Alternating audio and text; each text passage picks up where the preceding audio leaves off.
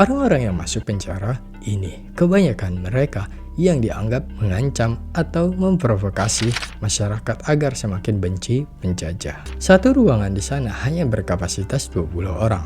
Namun kala itu dipaksa agar mampu ditempati oleh 90 orang. Assalamualaikum warahmatullahi wabarakatuh. What's up guys, kembali lagi bersama gue, Faul.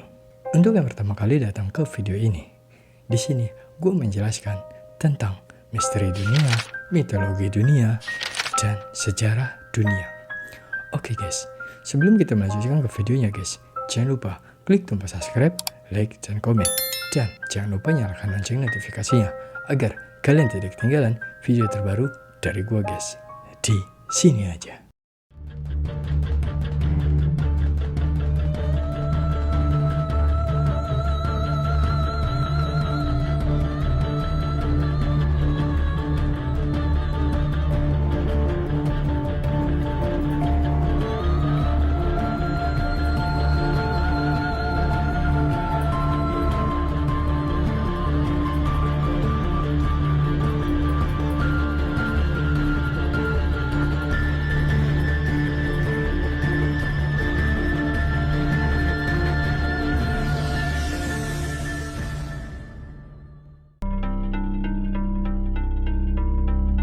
Tempat penjara paling menyeramkan di Indonesia.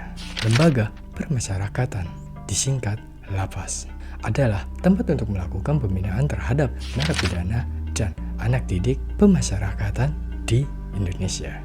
Sebelum dikenal istilah Lapas di Indonesia, tempat tersebut disebut dengan istilah penjara. Tugas salah satu lembaga permasyarakatan adalah mengembalikan orang-orang yang dijatuhi pidana ke dalam masyarakat. Seperti yang telah diketahui guys, jumlah penghuni lapas di Indonesia semakin hari semakin banyak dan bahkan melebihi kapasitas hunian yang ada. Maraknya peredaran narkoba menjadi salah satu penyebab terjadinya kelebihan kapasitas di dunia. Banyak penjara yang terkenal menyeramkan dan kejam terhadap para tahanannya sehingga membuat ciut nyali penghuninya.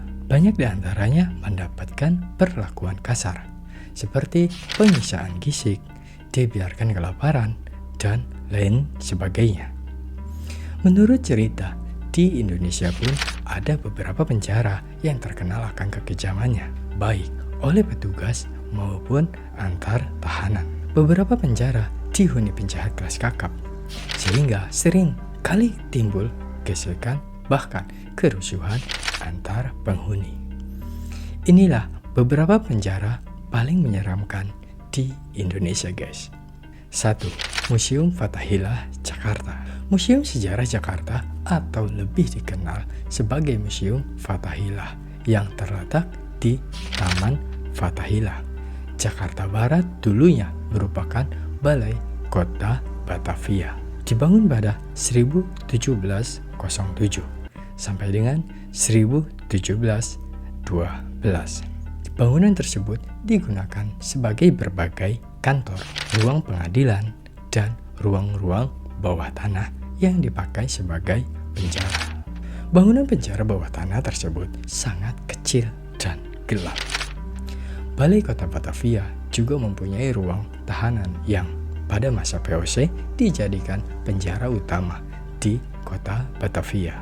Sebuah bangunan bertingkat 1 pernah berdiri di belakang balai kota sebagai penjara. Penjara tersebut dikhususkan kepada para tahanan yang mampu membiayai kamar tahanan mereka sendiri.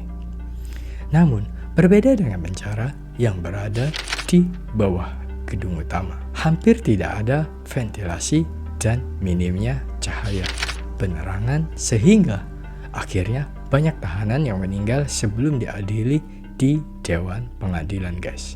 Sebagian besar dari mereka meninggal karena menderita kolera, tifus, dan kekurangan oksigen. Penjara di balai kota pun ditutup pada tahun 1846 dan dipindahkan ke sebelah timur mulai Flat Osh. Beberapa tahanan yang pernah menempati penjara balai kota adalah bekas gubernur jenderal Belanda di Sri Lanka Petrus Pius. Untuk Suropati dan Pangeran Diponegoro, tahanan laki-laki dan perempuan dipisahkan. Dan kebanyakan para tahanan adalah kaum pribumi yang mencoba memberontak kepada Belanda pada tahun itu, bos. Di akhir abad ke-19, kota Batavia mulai meluas ke wilayah selatan, guys. Sehingga kedudukan kota Batavia ditingkatkan menjadi Gemeente Batavia. Akibat perluasan kota Batavia, aktivitas balai kota Batavia dipindahkan pada tahun 1913 ke Tanah Abang dan dipindahkan lagi ke Koningsplein-Zuid pada tahun 1919 sampai saat ini, guys. Bekas bangunan balai kota kemudian dijadikan kantor pemerintahan Jawa Barat sampai tahun 1942. Selama masa pendudukan Jepang, bangunan ini dipakai untuk kantor pengumpulan logistik Dai Nippon. Setelah Indonesia merdeka, bangunan ini kembali digunakan sebagai kantor pemerintah Provinsi Jawa Barat di samping ditempati markas Komando Militer Kota 1 sampai tahun 1961. Setelah itu digunakan sebagai kantor pemerintah Provinsi DKI Jakarta pada tahun 1970. Bangunan bekas balai kota Batavia ini ditetapkan sebagai bangunan cagar budaya. Setelah itu, Gubernur DKI Jakarta pada masa itu, Ali Sadikin, merenovasi seluruh bangunan ini dan diresmikan pada tanggal 30 Maret 1974 sebagai Museum Sejarah Jakarta. Seperti umumnya, di Eropa, balai kota dilengkapi dengan lapangan yang dinamakan Stadhuisland. Menurut sebuah lukisan yang dibuat oleh Johannes Rets, di tengah lapangan tersebut terdapat sebuah air mancur yang merupakan satu-satunya sumber air bagi masyarakat setempat, guys. Air itu berasal dari pancoran glodok yang dihubungkan dengan pipa menuju Stadhuisland. Tetapi air mancur tersebut hilang pada abad ke-19. Pada tahun 1972, diadakan penggalian terhadap lapangan tersebut dan ditemukan pondasi air mancur lengkap dengan pipa-pipanya. Maka dengan bukti sejarah itu dapat dibangun kembali sebagai gambar Johannes Rets. Lalu terciptalah air mancur di tengah Taman Fathahillah. Pada tahun 1973, Pemda DKI Jakarta memfungsikan kembali taman tersebut dengan memberi nama baru yaitu Taman Fathahillah untuk mengenang Panglima Fathahillah, pendiri kota Jayakarta. Sel yang kecil dan gelap tersebut bisa menampung sekitar 50-70 tahanan dengan sumber makanan yang terbatas. Banyak tahanan yang sakit dan meninggal. Saat sudah meninggal, jenazahnya dimasukkan ke sumur yang berada di depan penjara tersebut. 2. Penjara Kalisosok. Penjara Kalisosok adalah bekas penjara yang terletak di kawasan utara Surabaya, Jawa Timur. Sebagai kota pahlawan, tak heran bila Surabaya memiliki banyak tempat peninggalan sejarah. Setiap bangunan bersejarah memiliki ceritanya masing-masing, guys. Begitupun dengan penjara Kalisosok. Penjara bawah tanah yang sudah dibangun sejak kurang lebih 200 tahun yang lalu.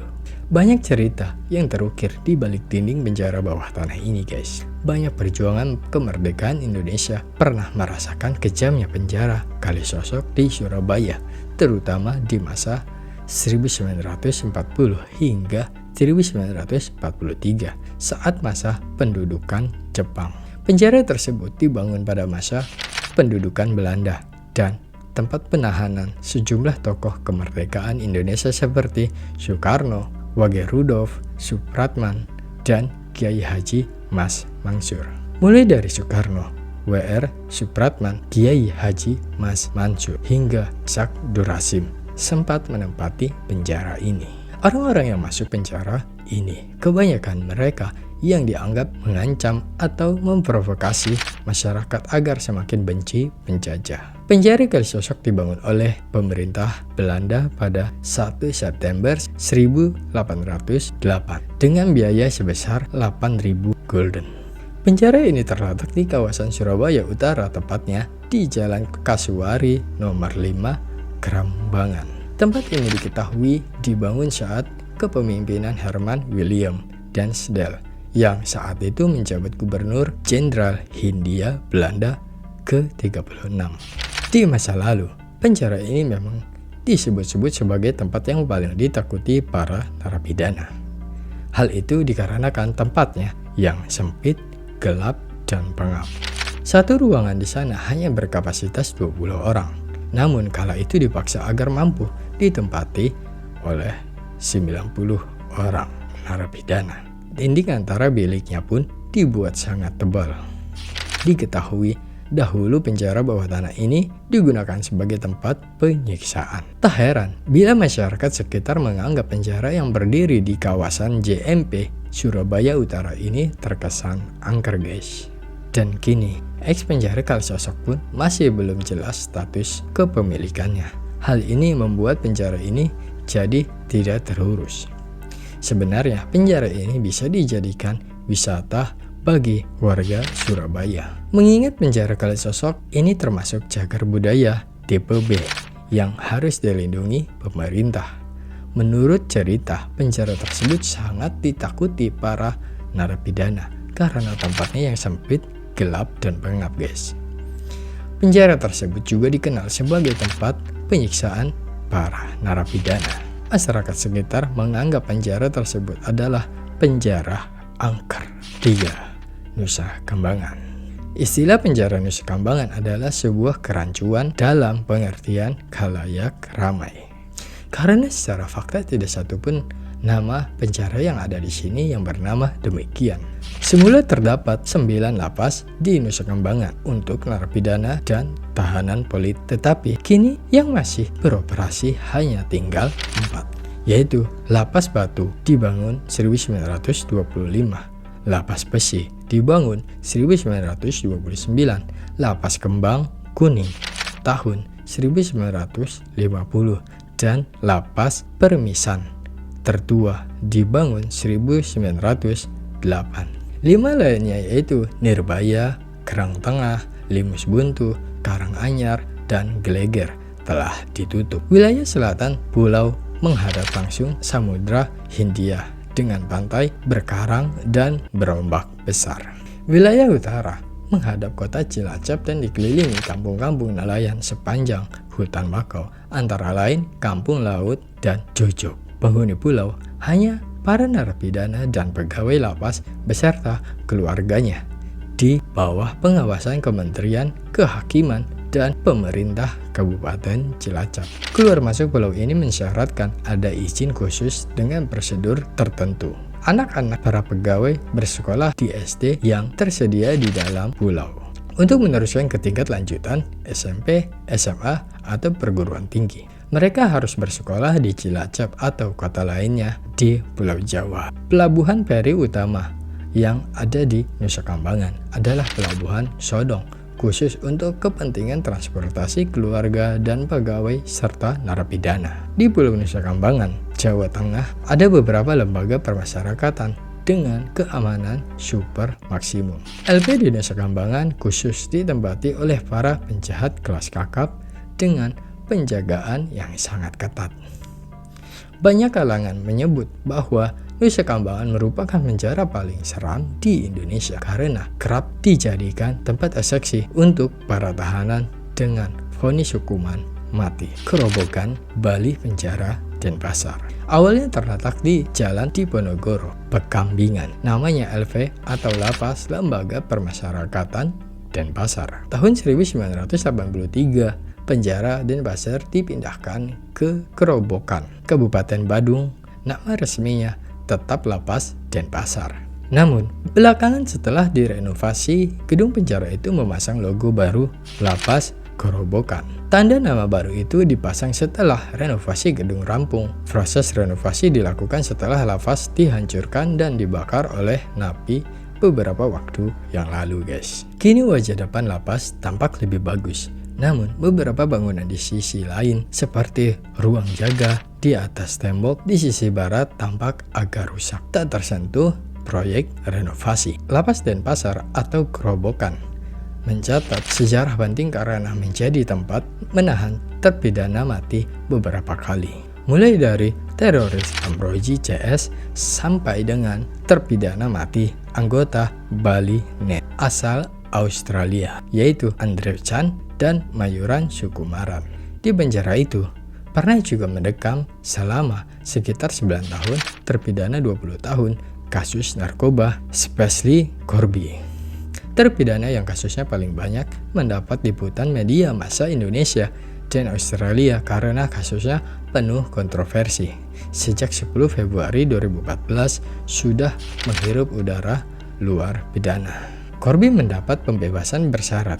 Dia belum bisa bebas pulang ke Queensland, Australia. Dia masih tinggal di Bali, wajib lapor secara reguler sampai sisa hukumannya benar-benar habis. Sejak Corby dan 9 anggota Balinen mendekam di penjara tersebut, lapas Denpasar atau Kerobokan banyak dikunjungi warga Australia.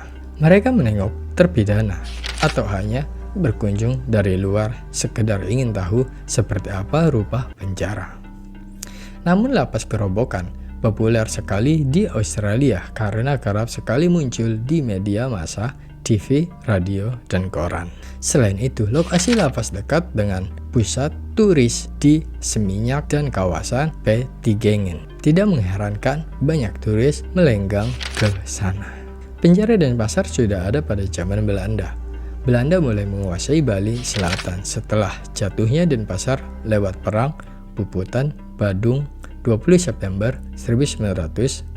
Segera setelah itu, pemerintah kolonial Belanda membangun alat kelengkapan pemerintahannya seperti kantor dan tentu saja penjara. Tidak jelas tahun berapa pastinya penjara itu dibangun. Yang jelas dalam peta Denpasar tahun 1915 yang dibuat oleh pemerintah kolonial Belanda. Penjara sudah hadir di peta itu dan lokasinya memang di Jalan Diponegoro, Pekambingan. Di peta itu ada bangunan yang bernama Gevangenis, bahasa Belanda yang berarti penjara. Lembaga permasyarakatan Kerobokan terletak di Kerobokan, Kabupaten Badung, Bali. Penjara ini dibuka pada tahun 1979 dan menampung sekitar 1.000 tahanan pria dan wanita dari berbagai negara dan suku bangsa. Banyak penjahat kelas kakap dari berbagai negara menghuni lapas tersebut. Konon, lapas Kerobokan juga menjadi sarang mafia narkoba. Beberapa waktu yang lalu sering terjadi kerusuhan yang disinyalir merupakan perang antar geng. Sementara penggeledahan yang sering dilakukan para sipir, ditemukan sejumlah barang yang seharusnya dilarang masuk ke penjara, di antaranya senjata tajam, telepon genggam, bahkan bom narkoba. Gimana guys? Menurut lo tentang semua penjara yang ada di Indonesia ini? Terkesan angker, seram, dan sangat mistis. Karena banyak para pahlawan kita yang disiksa di antara penjara itu. Komen di bawah guys. Sebelum kita berpisah guys, jangan lupa klik tombol subscribe, like, dan komennya. Dan jangan lupa nyalakan lonceng notifikasinya agar kalian tidak ketinggalan video terbaru dari gua guys. Assalamualaikum warahmatullahi wabarakatuh. See you next video.